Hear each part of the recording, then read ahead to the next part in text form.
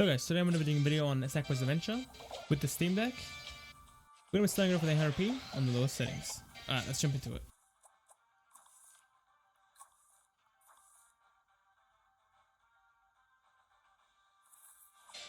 Okay, and getting right into it, 800p low settings. I'm honestly so surprised that the game just worked without any modifications. Because normally Sony does announce if the game is compatible with the Steam Deck before it's even released. But with this game, they didn't even say anything, and even on the Steam Deck itself, it will say that it's unknown if the game will work or not. But it does. I didn't have to do anything extra. Just open it up and it runs just fine. And as you can see at low settings, we are able to get 90 FPS, which is kind of crazy how well it's running. We do get a couple of stutters even on low settings when it's running with an uncapped frame rate. But I'm pretty sure I can fix this once we cap the FPS to either 60, 40 or 30. Depends on what you want to get out of it. But the good thing is we can get a consistent 60 out of this game, since we're already so far above it. And the graphic quality does look good as well on low settings. Obviously you are missing a couple of extra features with shadows and reflections, but already playing the game on low settings, it does look quite good. But if you're going to be doing this, don't let it run at 90 FPS, because you will be getting a lot more stutters.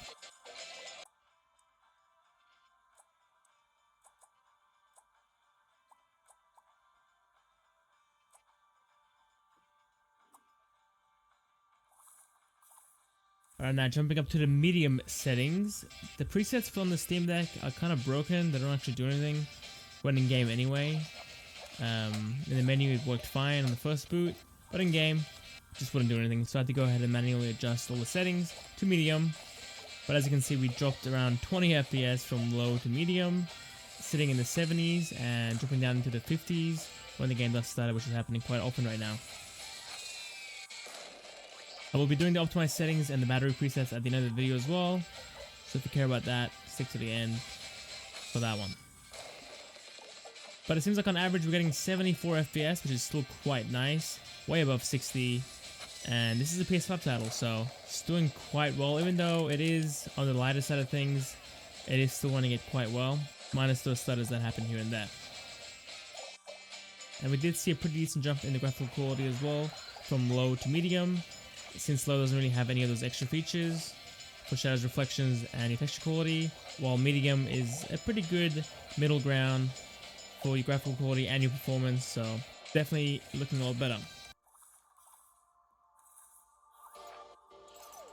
And jumping up to the high settings now, as you can see, we dropped a little bit more extra frames. We're now sitting in the high 40s, almost the 50s. So we went from sitting in the 90s to the 70s, and now we're sitting in the 50s and even the 30s now since the map's actually opened up. So this game is definitely getting a lot more intensive as we go, as you would expect, I guess, but definitely taking a pretty steep decline on our performance. It's still obviously very playable, since we can just cap the FPS to 40 or even 30 at this point and still have a good time. But I think ideally I want to sit around 60s to 50s, since the game does feel more responsive at those frame rates. But again, you can get away with playing the game at 40 or 30 FPS as well. And now at high settings, you can't really see too much of a difference. There was a massive difference between playing at low versus medium, but at high we're getting a slight improvement in graphical quality. Definitely far more obvious on a bigger screen, but on the Steam Deck small screen, not really too noticeable, to be honest. This game doesn't have FSR built in, unfortunately. I know all the other Sony games already have FSR built in, but this one only has DLSS, which kind of sucks. So if you care about playing at high settings and at 60 FPS, then I guess you can just lower the resolution to get some extra headroom there. But honestly, I don't think it's really worth it. We range between the low 50s to the mid 50s on average, and then the high 50s as a maximum FPS. So doing a lot better once we get into the level itself. At the start it was far more intensive since it was zoomed out, dropping down into the 30s. But on average, we're just sitting in the mid 50s just fine at high settings, which is quite nice. Alright, let's go and push it up to the max settings and continue from there.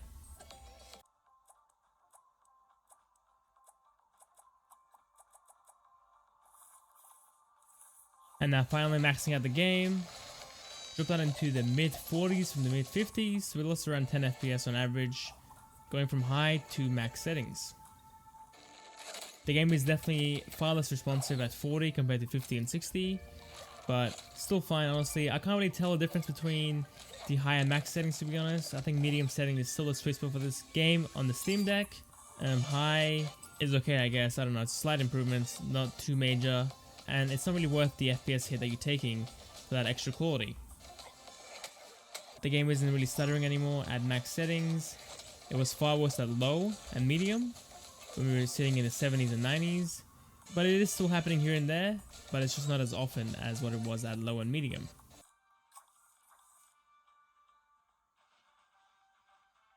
Now for the optimized settings, I chose a mix of medium, low and high.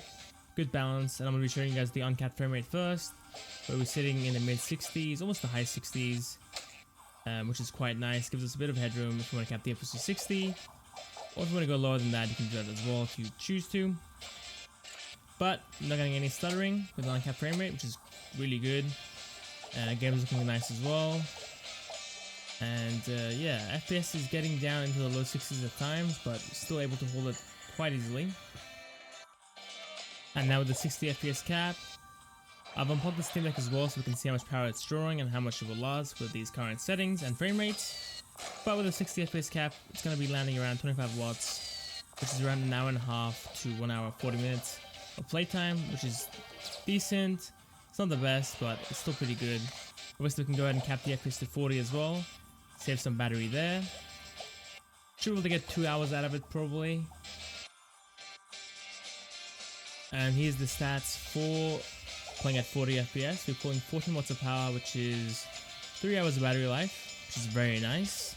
And 40 FPS isn't as good as 60 obviously, it's slightly worse, but a lot better than 30.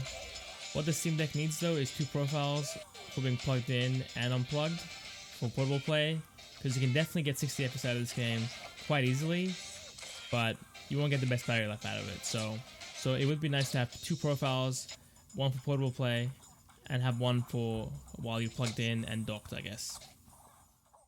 Okay, that's it for the video, guys. If you made it this far, I appreciate you. As always, if you like what you see, then a like and a subscription as well. See you next time.